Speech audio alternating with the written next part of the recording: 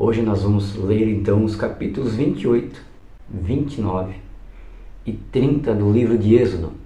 E a gente vai fazer explicação aqui expositiva de alguns versículos para que a gente venha entender algumas peças.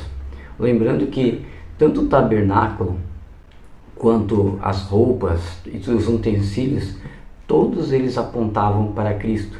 E é o que a gente vai mostrar aqui nesse vídeo e nos outros, tá bom?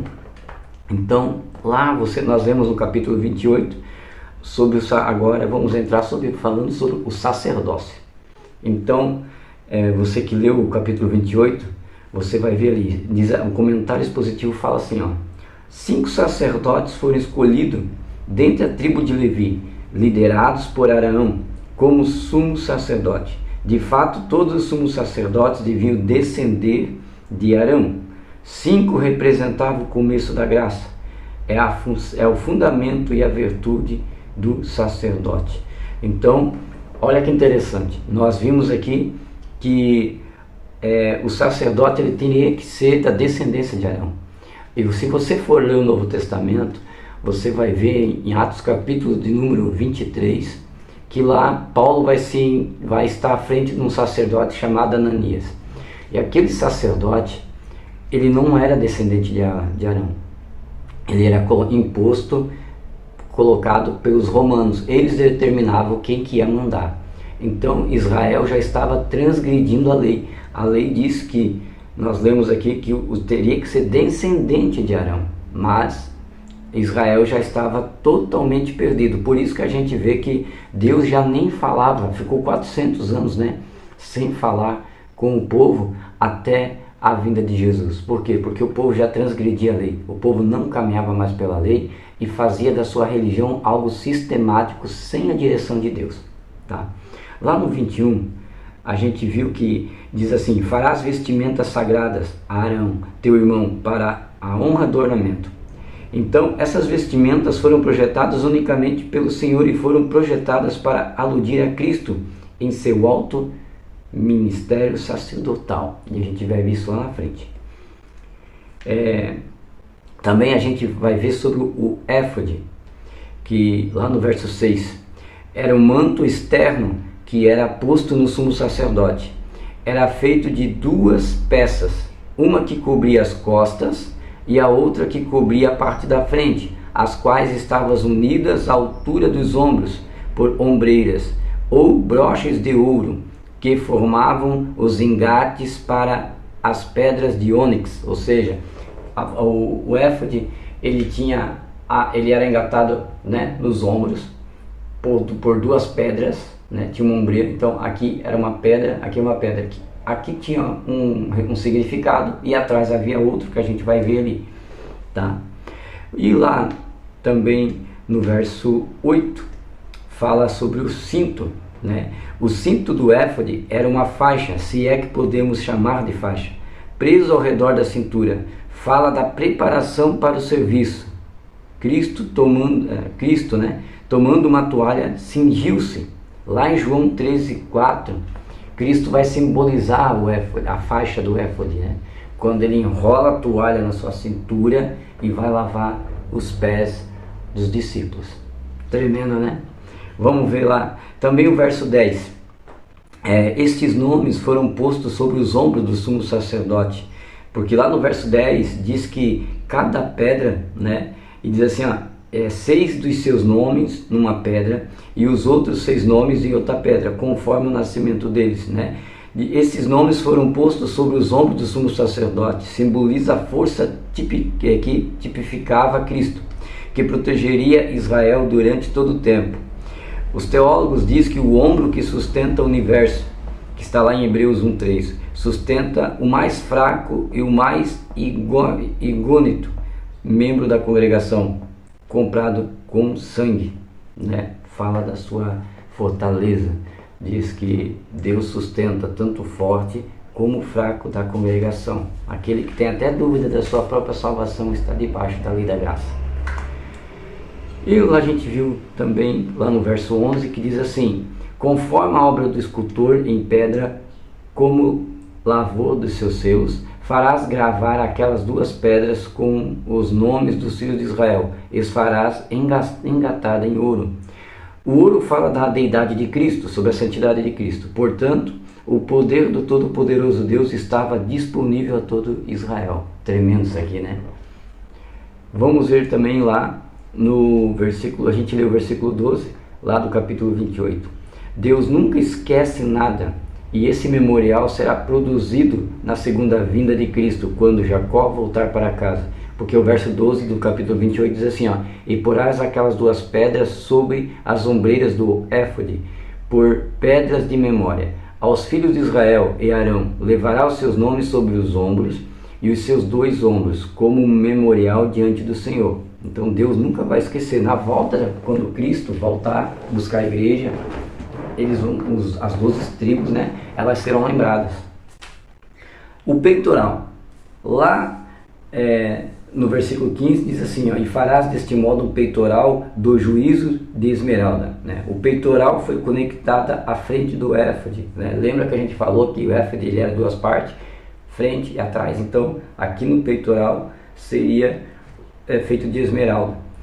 E o propósito da palavra esmeralda quer dizer esmerada, aliás, né? Perdão, eu falei esmeralda, não, é esmerada, ô Jesus.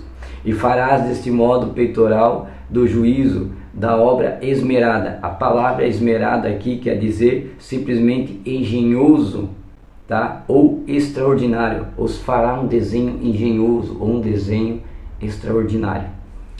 E será quadrado e duplo, de um palmo de comprimento e seu palmo de largura, ou seja, ia ter mais ou menos 20 centímetros de comprimento.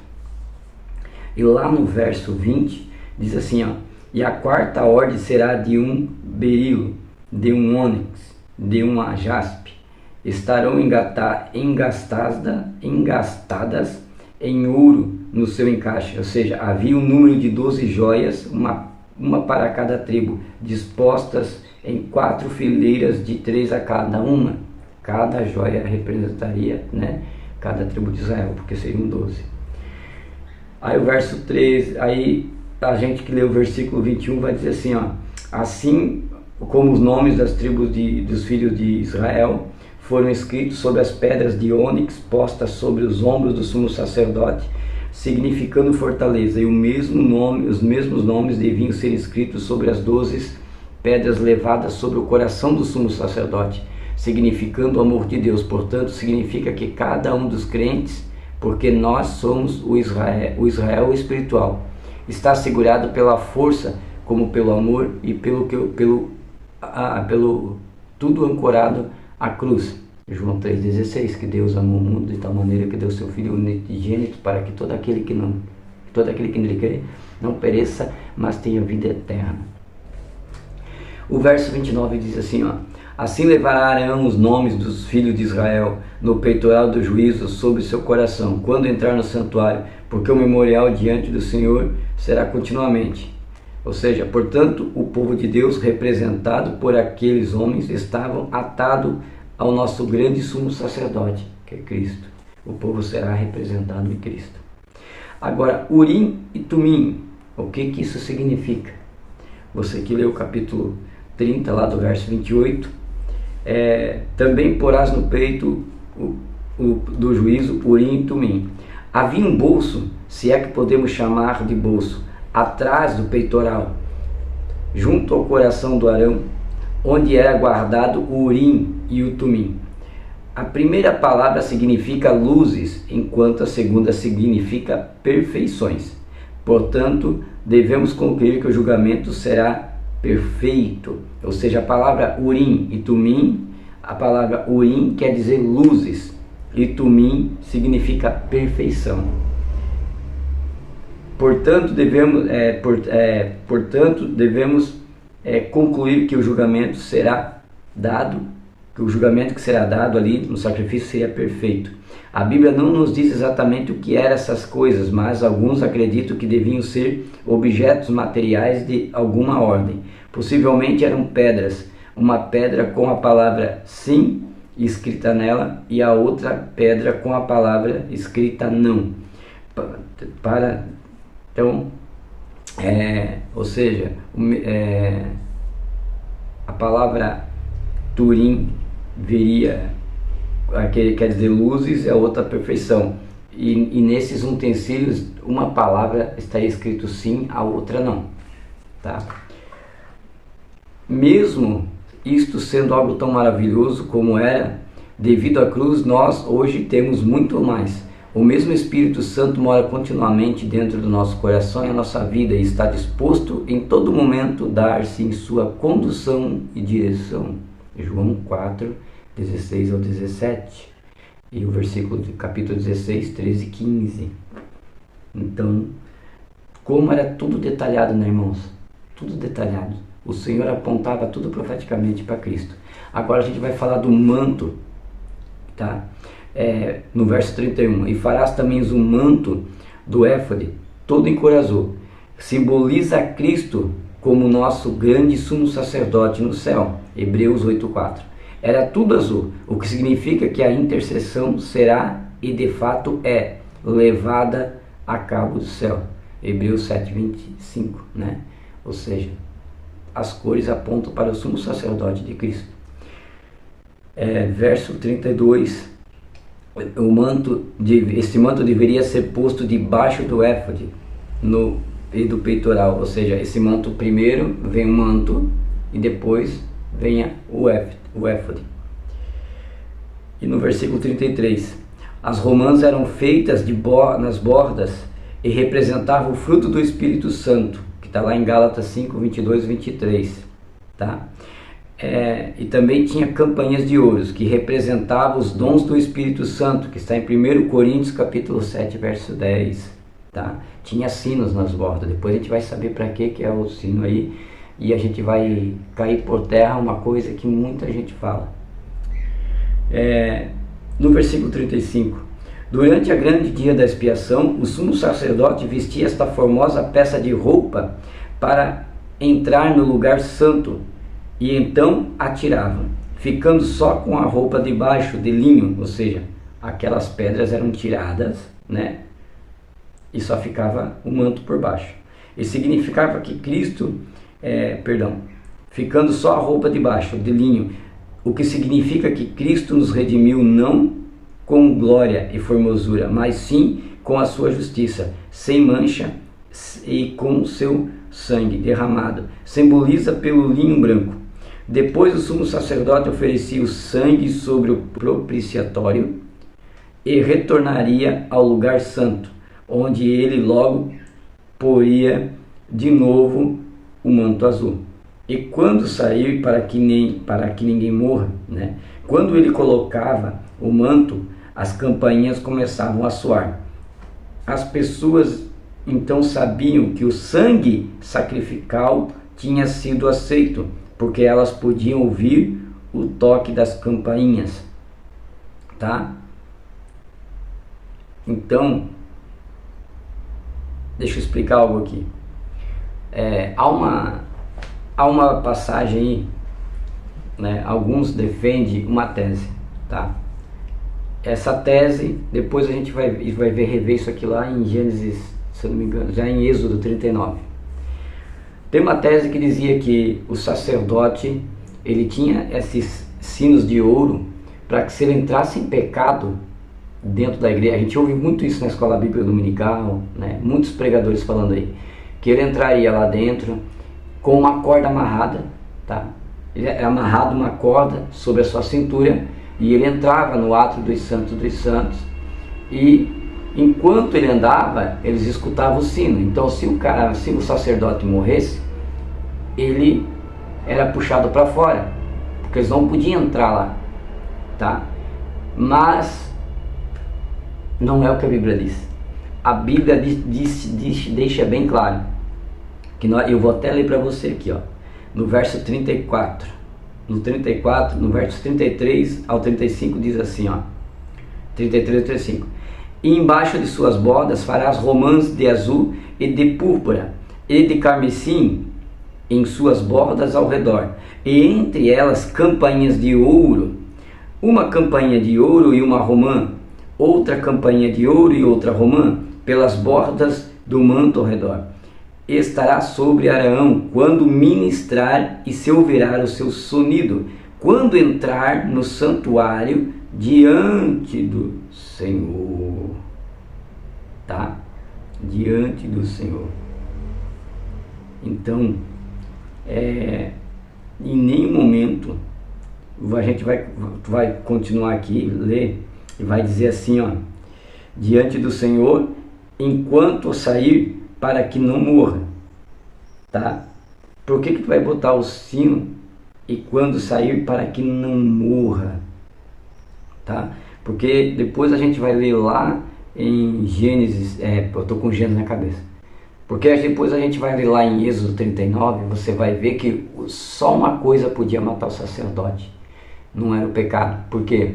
Porque uma pessoa, para ser sacerdote, ela tinha que ser primeiro descendente de Arão, tá? E ela se prepararia a vida toda dela para ser sacerdote. Você acha que levaria um sacerdote para se formar, levava 60 anos. Você acha que uma pessoa que está se consagrando por 60 anos vai entrar no ato de qualquer forma, sendo que ele vai entrar uma vez por ano? Você acha que ele entraria em pecado lá? Primeira coisa. Então, o sacerdote nunca não iria morrer por pecado, tá? A não ser que ele seja louco. Você só vai ver a Bíblia dizendo que o sacerdote morre quando? Se ele não colocasse a vestimenta. Diz bem certo, 35 aqui, ó. Então estará sobre Arão quando ministrar e se ouvirá o seu sonido, quando entrar no santuário durante o dia do Senhor e quando sair, para que não morra. Ponto. Não está dizendo que ele está em pecado, é que se ele não colocar quando sair, ele vai morrer, porque a cerimônia fazia parte, era um rito, então ele teria que tirar a parte, né, do umbral ali, da onde estão os sinos ali, e fazer o sacrifício, entregar, aspergir em cima da tampa. E quando ele voltasse, ele tinha que colocar novamente. Então, quando ele coloca a roupa, os que estão de fora ouvem, mas não era para, e não tem corda, irmão, não tem corda. Primeiro, se o sacrifício, a gente vai ver depois lá na frente, que se o sacrifício não fosse aceito, se Deus não aceitasse o sangue do pacto, aí o sacerdote morreria. Mas não tem corda, porque primeiro, se Deus não aceita o sacrifício, é porque primeiro, o sacerdote morreria e a presença não estaria mais ali. Então qualquer um entraria dentro do Santo dos Santos, que a presença não estaria mais ali, e eles puxariam, principalmente os levitas, tá? Os levitas tinham livre acesso ao tabernáculo, é eles que montavam o tabernáculo, é eles que carregavam a Arca da Aliança. Então os levitas poderiam entrar em qualquer momento, até porque uma vez que não se houvesse o barulho, eles saberiam que o sacerdote morreu, então a presença de Deus não estaria ali, né? Até porque Deus abomina cadáver, por isso que o judeu não pode tocar em esquife, não pode tocar em gente morta, seria impuro. A gente vai ler isso lá em Deuteronômio e depois vamos ler isso em Levítico, tá? Mas há alguns teólogos que defendem essa tese de que era amarrado cordas, era puxado, mas isso não está escrito na Bíblia, tá? Que era puxado por corda e que ele morrer por pecado. Como eu disse, o sacerdote levava 60 anos para poder fazer o primeiro sacrifício a Deus. Ele tinha todo um tempo ali para se consagrar e ter uma vida devota a Deus. Seria muita ignorância do sacerdote. O cara tem a vida inteira para fazer só uma coisa e quando chegar na hora fazer errado, aí não dá, né? Agora a gente vai falar sobre a coroa da santidade, tá? E farás além, lá no verso 36 do capítulo 28 ainda, e farás além disso uma lâmina de ouro fino e gravarás nela como as gravuras de selos, santidade ao Senhor.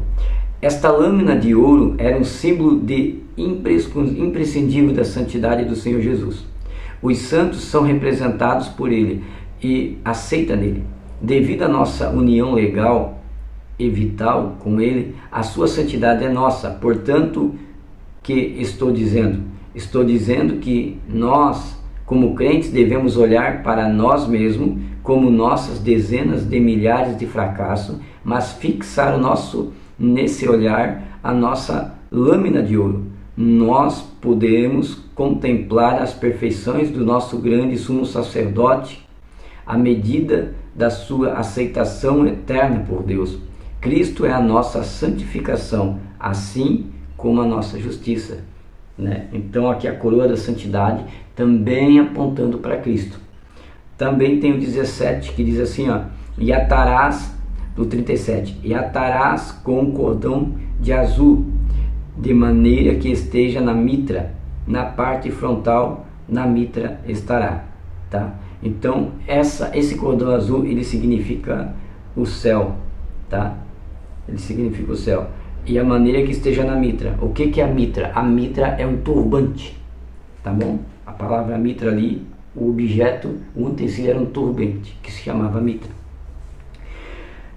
A imperfeição está em tudo em que o homem faz, ou até os sacrifícios com que o povo oferecia a Deus precisavam ser expiados e limpos. Foi outorgado ao sumo sacerdote sua capacidade oficial de fazer a expiação necessária. Assim ele fazia com que as ofertas do povo seriam aceitáveis. Então, tinha que ter tudo tem que ser minucioso e seguido a regra à risca, porque senão feria e profanava o altar de Deus e feria a santidade de Deus. As vestimentas, tá? Do versículo 39 do capítulo 28. O feito do bordado fala da obra terminada. O fato de que o vestimento dos filhos de Arão não continha um bordado nos diz que a obra deles nunca terminava. E de fato não terminava. Eles estavam continuamente oferecendo sacrifício, simplesmente porque o sangue dos touros e cabritos machos não podiam realmente tirar o pecado. Mas Arão, como tipo mais exato de Cristo, especificou que a obra de Cristo seria um sacrifício oferecido uma vez e para sempre. O sacrifício de si mesmo, que seria suficiente para sempre. O bordado representava isso. Hebreus 10, 12, o escritor também fala sobre isso. Então, o sacrifício era sempre constante. Por quê? Porque o sangue do cordeiro, ele não tirava o pecado do mundo, ele cobria. Então, por não existir um sacrifício perfeito, eles tinham que estar fazendo continuamente. A lâmpada tinha que estar queimando continuamente.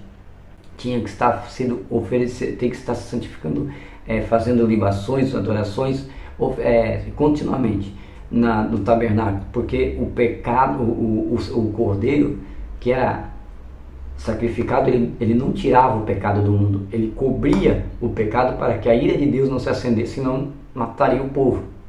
Então trazia comunhão entre o homem e Deus. Só que Jesus, quando morreu na cruz, ele foi o cordeiro. Lembra que João Batista diz? Eis aí o cordeiro que tira o pecado do mundo. Então Jesus morreu uma vez só e não precisou mais de sacrifício. Eu quero falar algo aqui aos nossos queridos católicos. Eu lembro que quando eu era católico, eu matava Jesus todo dia. Por quê? Porque a Igreja Católica, ela acredita na transmutação da Eucaristia. Ou seja, por isso que a Igreja Católica, ela não tem púlpito, ela tem um altar. Porque a palavra missa quer dizer sacrifícios. Missas é uma palavra latim que quer dizer sacrifício. Ou seja, então todo domingo eu ia sacrificar Jesus. Ou seja, se eu tenho que sacrificar Jesus todo domingo, quer dizer que o sacrifício dele na cruz não foi perfeito. Então eu não preciso estar matando Jesus todo domingo. Ele já morreu por mim, ressuscitou e vive, e o sacrifício dele foi perfeito. Amém? Glória a Deus. Benção, né? Essa eu sei que talvez você não sabia. No versículo 40, diz aqui, ó, para os filhos de Arão também farás túnicas, e cinto também lhes farás mitras para honrar o ornamento. Parece indicar que a vestimenta do sacerdote, diferente do sumo sacerdote, era uma vestimenta de branco puro, sem as cores das vestimentas de Arão como ornamento, e também vestimentas brancas como a neve, que simbolizavam a justiça de Cristo, ainda foram vistas como vestimentas de glória e ornamento. Isto está lá em Levítico 16:4 e também Marcos 9:3 e João 20, verso 12. E do 41, tudo isso que foi feito era só uma representação de forma simbólica de Cristo faria na realidade. De lá em Hebreus 8, 6, 7 diz, né? que é no versículo 41, diz assim, ó, e com eles vestirá Arão teu irmão e seus filhos com ele, e os ungirá e os consagrará e santificarás para administrar o sacerdócio. Né? Então eles seriam ali os filhos de Arão, e toda a sua descendência eram os sumos sacerdotes. Teria que ser um sumo sacerdote, teria que ser da descendência de Arão, e o que no Novo Testamento já não acontecia mais, o povo já não seguiria mais essa regra, né? Então se você burlou a regra do que aquilo que Deus mandou, provavelmente Deus não se manifestaria, né? Porque já estava desagradando a Deus. Verso 42 dizia assim, ele farás calções de linho para cobrirem até as coxas,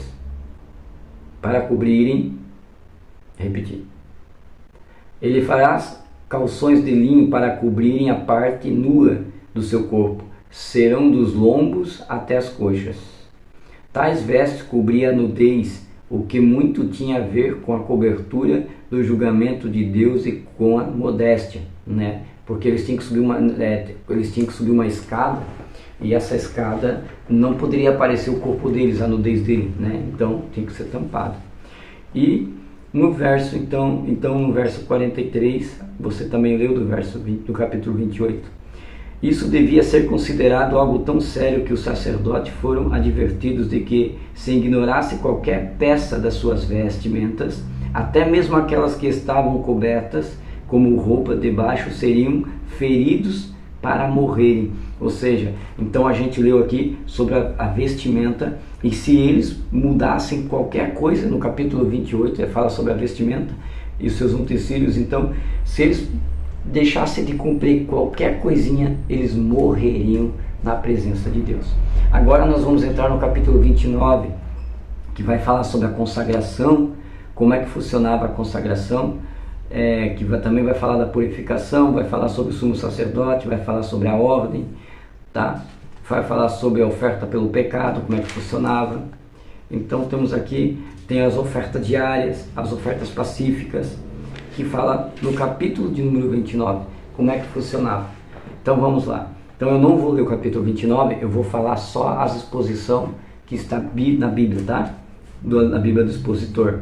Então a gente leu ali no capítulo 1 do capítulo 29, no versículo 1 do capítulo 29, diz assim, ó, isto é que lhes farás para consagrá-los, para que sejam meus sacerdotes. Toma um bezerro da vacaria e 2 carneiros sem mancha. Esse capítulo tem a ver com a consagração do sacerdote. Começa com o sacrifício, quer dizer com a cruz.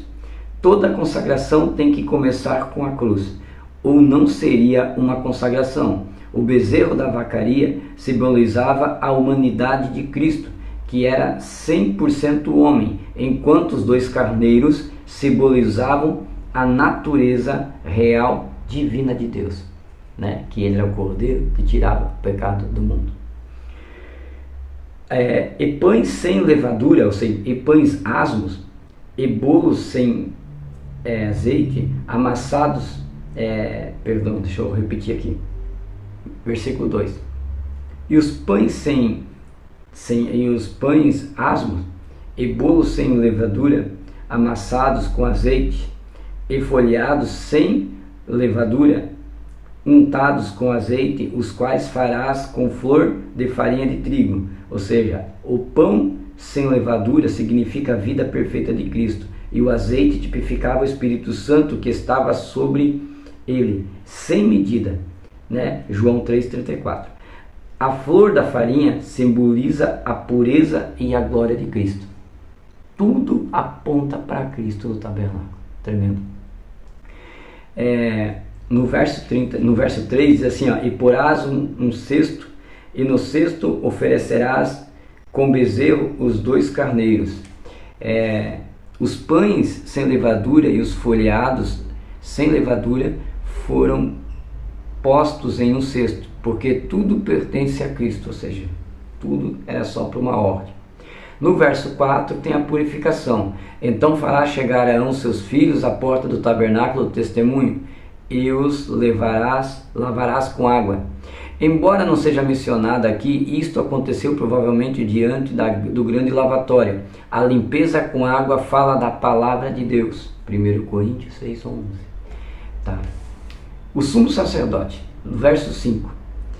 E tomará as vestimentas e vestirá Arão da túnica e o manto e a do éfode, e do éfode do peitoral, e a cingirás com o cinto de éfode, e porás a mitra sobre a sua cabeça, e sobre a mitra porás a coroa da santidade. Todas estas coisas eram tipo de Cristo em sua obra expiatória, intercessória e mediadora. Ele foi coroado ao ser colocado, e a coroa da santidade sobre a sua cabeça. Isso assinalou o caráter da realeza do sumo sacerdote, o qual, como tipo central de Cristo na lei mosaica, estava destinado a ser profeta, sacerdote e rei. Mas todas essas coisas não seriam tipos e não representariam nenhuma realidade, exceto pela fé. Tudo apontava para diante, para o que há de vir, redimiria a humanidade, faria isso na cruz de uma vez por todas. E no verso 7 diz assim: e tomarás azeite da unção, e o derramarás sobre a tua cabeça e ungirás. Isto representava, como é óbvio, o Espírito Santo, né? Lucas 4, 18 e 19. E Deus dá uma ordem lá no versículo 8, tá? Pode-se notar que Arão foi ungido antes de ser derramado o sangue do sacrifício que seriam oferecidos. Pois feito desta maneira, porque ele estava diante de nós como o tipo de Cristo, o qual, em virtude do que ele era em sua própria pessoa, foi ungido com o Espírito Santo muito antes da sua obra na cruz fosse cumprida. Os filhos de Arão, como vimos por outro lado, que a um certo sentido representa os crentes, foram ungidos só depois que o sangue foi derramado, e indica o fato que o Espírito Santo não poderá vir senão depois da cruz. Tremendo, né? Então, até aqui, quando é na parte sacerdotal, quando eles vão fazer a consagração, primeiro Arão, ele é ungido antes do sangue ser derramado, e depois os filhos, só depois que o sacrifício fosse feito. Tremendo. A oferta pelo pecado, como é que funcionava? Então você leu lá o versículo 10 do capítulo 29. E farás chegar um bezerro diante do tabernáculo e do testemunho, e Arão, seus filhos, porão as suas obras sobre a cabeça do bezerro, né? Com efeito foram transferidos os pecados deles para este inocente vítima. Representa Cristo tomando os nossos pecados sobre si e em seguida pagando a penalidade por esses pecados, o que veremos momentaneamente, né? Então Arão e seus filhos porão as mãos sobre a cabeça do bezerro, né? E matarás o bezerro diante do Senhor à porta do tabernáculo do testemunho. Foi ordenado pelo Senhor, diz-nos que Jesus tinha que morrer. De fato, a sua crucificação não foi uma execução nem um assassinato. Era um sacrifício e foi planejado por Deus desde antes da fundação do mundo. Era o propósito pelo qual veio Cristo. Isso está em 1 Pedro 1,18, versículo 20. Tá? E tomarás o sangue do bezerro e porás com o seu dedo sobre as pontas do altar. As pontas significavam poder. Também essas pontas estavam nos quatro bordas do altar, apontando para o norte, sul, leste e oeste. Significava o poder da cruz para liberar o homem do pecado. 1 Coríntios 1,18. E a grande salvação que seria tomada pela humanidade. Por isso, as pontas apontavam todas as direções. E derramará todo o restante do sangue no pé do altar. Significa que o sangue seria derramado por Cristo na crucificação. Ao derramar a sua vida, redimiria a humanidade, pelo menos para aqueles que nele crê. Efésios 2, 13, 18. Verso 13. Tomarás também uma gordura que cobre as entranhas e o redonho de sobre o fígado, e os dois rins, e a gordura que estiver sobre eles os queimará sobre o altar. A gordura significava a saúde e a prosperidade do animal. Aqui simboliza que Deus daria seu melhor para a nossa redenção. Também significa a bênção sobre o que recebe a redenção. Gálatas capítulo 2, 20 e 21. Verso 14. Mas a carne do bezerro e a sua pele e o seu esterco consumirás o fogo fora do acampamento. É sacrifício pelo pecado. Tá? Então eu vou repetir aqui, ó. Mas a carne do bezerro e sua pele e o seu esterco consumirás o fogo fora do acampamento. É sacrifício pelo pecado. Ou seja, a maldição do pecado que estava sobre eles tornou-se inúteis como alimento, até indignos de sepultar dentro do acampamento.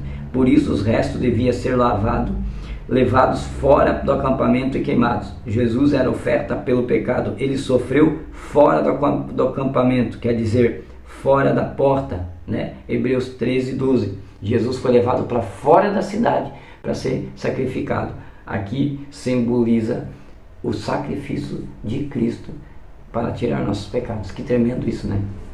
Holocausto, lá no verso 15, diz assim: depois tomarás um carneiro e Arão seus filhos e porão as suas mãos sobre a cabeça do carneiro, e sacrificarás o carneiro e tomarás parte do seu sangue e espalharás sobre o altar por todos os lados. A representação na oferta levítica da substituição e identificação é a mesma do coração do Evangelho de Jesus Cristo, do nosso Senhor, substituto e nós identificamos com Ele, somos portanto salvos, Romanos 5:1, como o bezerro da vacaria do versículo 10 representa Cristo no auge da sua humanidade, entregando a si mesmo pelo pecado do mundo, e o bezerro representa Cristo em sua posição como rei, e o bezerro indica que a morte de Cristo, que não foi a morte de qualquer fulano, era a morte do Filho de Deus, o Rei dos Reis, do Senhor dos Senhores. E cortarás o carneiro em pedaços, ou seja, isso significa que o pecado é mais que um problema superficial, vai até a essência do coração do indivíduo. E lavarás as suas entranhas, descreve a pureza de Cristo. As suas pernas, lavarás as suas entranhas e suas pernas. O que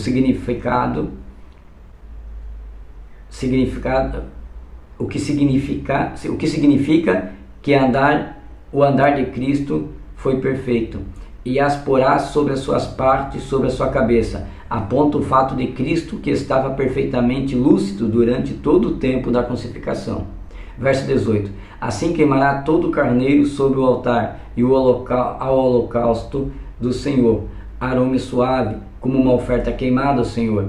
Ou seja, o holocausto significa a consagração. O Senhor daria o melhor do céu pela vossa redenção, e era assim que representou a Cristo, daria para redimir a humanidade da queda. E o fogo significava o julgamento de Deus que viria sobre Cristo, em lugar de vir sobre nós. Uma vez mais, é a doutrina da substituição e da identificação. Tremendo, né, irmãos? Agora, nós vamos falar sobre, meio extensivo, né? Já deu 38 minutos de vídeo. Então a gente vai falar sobre ali a consagração, tá? Lá no versículo, deixa eu ver aqui, no capítulo 29, no versículo 21, vai dizer, a gente leu lá, que diz assim, ó: e tomarás o sangue que estará sobre o altar do azeite da unção, e aspergerás sobre Arão, e sobre as suas vestimentas, e sobre seus filhos, e sobre as vestimentas deste.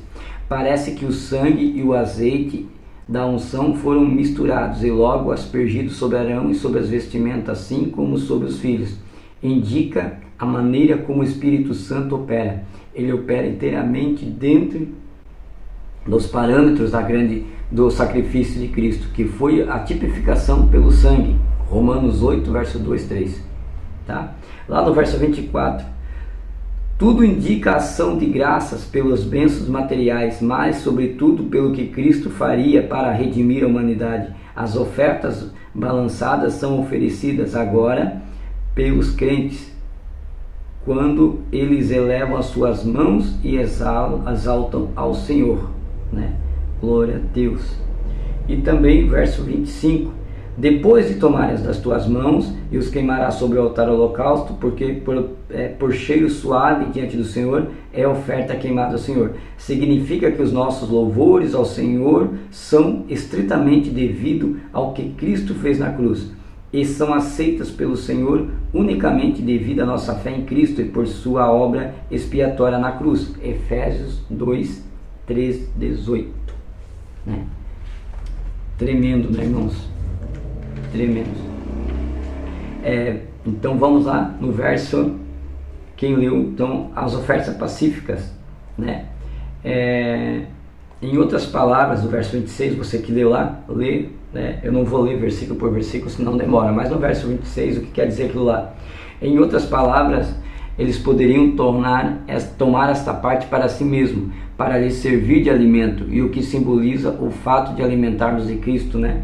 Que nas ofertas pacíficas, o cordeiro imolado, né? Ele balançará como agitada diante do Senhor da sua porção, né?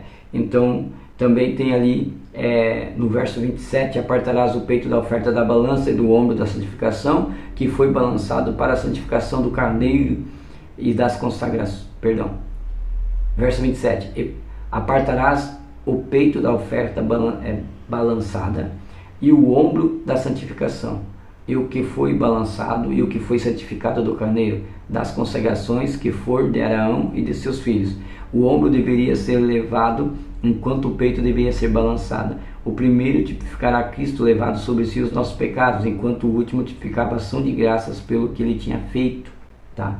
No verso 28, fala que quando o holocausto, de uma oferta pelo pecado, ou seja, uma oferta pela transgressão, era apresentados ao Senhor pelo sacerdote, a favor do povo, também deveria ser apresentada uma oferta de paz ao Senhor. Significa que Deus tinha aceitado as ofertas e a paz com Deus havia sido restaurada. Um pedaço de carne da oferta de paz devia ser entregue ao sacerdote e também aos indivíduos que tinham oferecido o sacrifício. Logo, eles deveriam celebrar uma festa comemorando a paz restaurada sobre a nova aliança. Agora fazemos o mesmo simplesmente no exaltar ao Senhor. Entretanto, tudo isso nos diz que todos os nossos louvores devem estar apoiados sobre o que Cristo fez por nós na cruz. Por isso que tem um ditado, né? A hipergraça diz que você não deve adorar a Deus pelo que Ele é, pelo que Ele faz, mas pelo que Ele é. É errado. Você deve adorar a Deus sim pelo que Ele é e amar a Deus sim pelo que adorar a Deus também pelo que Ele faz. Né? Muita diz, eu não amo Deus pelo que ele faz, sim pelo que Ele é. Não, ao contrário, você deve amar o Senhor pelo que Ele faz e pelo que Ele é. Senão, se você deixar de fazer um e fazer outro, você está sendo ingrato. Né? Eu não posso só adorar Deus porque Ele é santo, eu tenho que também adorar pelo que Ele faz. Se Jesus, porque a própria apóstolo Paulo diz que nós o amamos porque Ele nos amou primeiro. Quem deu o primeiro passo foi Ele, não foi nós.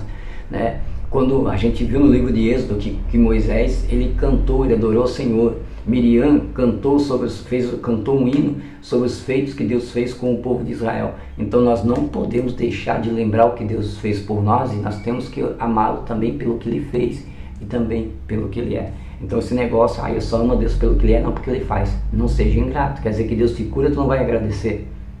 Quer dizer que Deus abre porta e você não vai agradecer. A gente não pode ser ingrato. Tá bom? E no verso 36 fala sobre a expiação, né, sacrifício para a expiação e sobre a purificação. Diz assim, indica o fato de que Cristo santificou a cruz, mas a cruz não o santificou. Por ele não precisava disto. Essa parte eu vou cortar do vídeo. E vai falar sobre as ofertas diárias, tá? Lá no versículo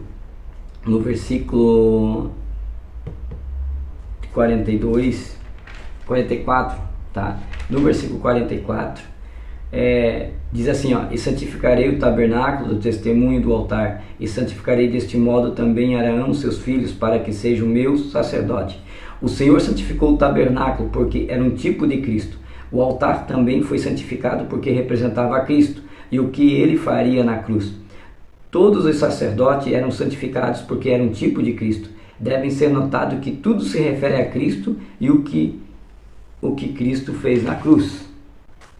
Então, como eu já falei, tudo aponta para Cristo. Verso 30. O verso 30 aqui tem algumas coisas que eu preciso falar para os irmãos, né? Então o verso 30 aqui, ele é meio curto, mas ele vai ser um pouquinho extensivo aí. é meio curto, não tão curto, né? Já estamos aí com 44 momentos de tempo aí do vídeo, né? Capítulo 30, tá? Vai falar sobre o altar e o incenso, né? Que também vai apontar para Cristo, tá? Deixa eu pegar aqui do versículo 2, vai dizer que assim como os 4 pontas do altar de bronze significam que o poder da redenção era para todos, e os 4 pontas do altar do incenso aludem ao fato de que o crente pode desfrutar da vitória total completa em Cristo, de modo que o pecado não terá domínio sobre nós. Entretanto, isto é obtido como o crente coloca sua fé exclusivamente em Cristo na cruz, né? Em Cristo e na cruz, o que dá ao Espírito Santo a liberdade de ação para completar a obra de nossa vida, tá? E lá no versículo 8 do capítulo 30, a explicação do versículo 7 ao 8 diz assim, uma mais brasas de fogo deveria ser tiradas do altar do bronze, que tipificava a cruz, e colocasse no altar o incenso, e com incenso derramado sobre as brasas enchia o lugar santo com uma fragrância suave. Tudo isso tipificava a intercessão de Cristo a nosso favor. Entretanto, que se saiba que a intercessão de Cristo realmente não tem a ver com ele fazendo algo no céu a nosso favor, mas sim com o fato de que sua presença no trono de Deus garante essa intercessão. Isso Hebreus 7, 25 e 26. Se houvesse algo mais que fosse exigido além da sua simples presença, significaria que a obra que ele fez na cruz não teria sido completa, mas era uma obra terminada. E não é preciso adicionar mais nada a ela, porque é uma obra perfeita. Tá? Aí no verso 9 diz assim, não oferecerei sobre ele incenso estranho no holocausto, nem oferta, nem tampouco derramareis libações, né? Então, ele está dizendo aqui que o incenso derramado sobre a brasa ardente tinha de ser aquele que o Senhor tinha ordenado. Nenhum outro, qualquer outra coisa seria chamado incenso, outra coisa poderia ser colocada ali como incenso estranho. Seria inaceitável. Como estudaremos mais tarde, o incenso foi feito de ingredientes que ilustravam o retrato e retratavam Cristo na sua obra expiatória. Esta é o que Deus vai reconhecer, tá?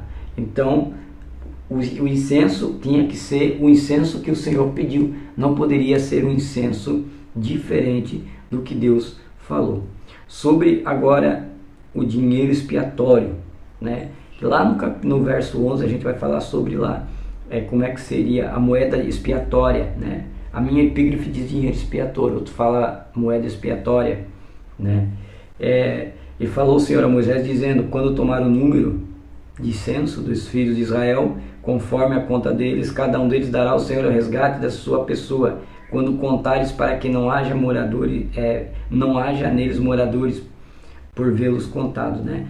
Os versículos 11 a 16 falam de dinheiro pago pelo resgate ou pela redenção. O dinheiro era imposto especialmente no registro de Israel como memorial em uma lembrança da provisão da redenção feita por Deus. Era uma obrigação sobre os termos da aliança mosaica. Cristo morreu na cruz e ele deu a si mesmo em preço de resgate por todos nós. 1 Timóteo 2,6, tá? Depois vai falar sobre o lavatório de bronze, né? Não tem muito o que falar aqui. Então, o azeite da unção, seria isso. Assim, o assunto, os colocados mais importantes, tá? Então seria isso, aqui os assuntos mais importantes acerca do capítulo 28, 29 e 30. Então, obrigado por estar conosco. Espero que tenha aí, só algumas curiosidades. Não tem muito o que explicar porque ele já está explicado ali, né? Mas algumas curiosidades a gente faz questão de passar para você. Foi meio extenso o vídeo, mas obrigado por estar comigo até aqui. Deus abençoe.